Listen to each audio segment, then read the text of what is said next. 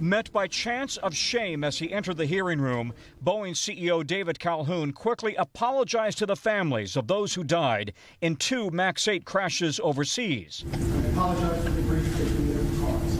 And promised Boeing is changing. Our culture is far from perfect, but we are taking action and we are making progress. But Calhoun came under immediate bipartisan fire.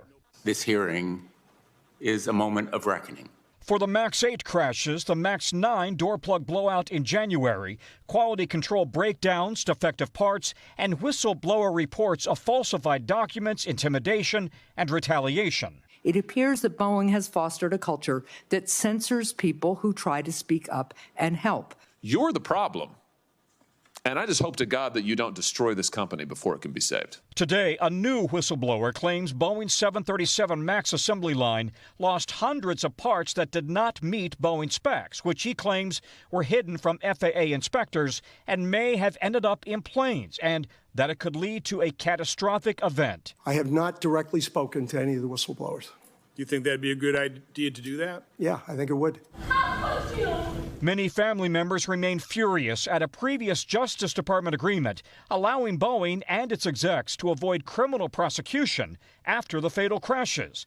But Justice now says Boeing has violated that agreement. Nadia Milleron lost her daughter, Samia Stumo. He is responsible for 346 deaths, and he's free, and he has no criminal charges against him at all. Zipporah Curia lost her father. I've never seen worse acting in my life than David Calhoun's apologies or attempt to apologize.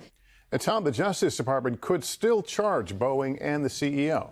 Yeah, prosecutors have until July 7th to decide, but Boeing is critical to the national economy, the space program, national defense, so the government has a lot to weigh in deciding whether to file charges. Lester? No. Thanks for watching. Stay updated about breaking news and top stories on the NBC News app or follow us on social media.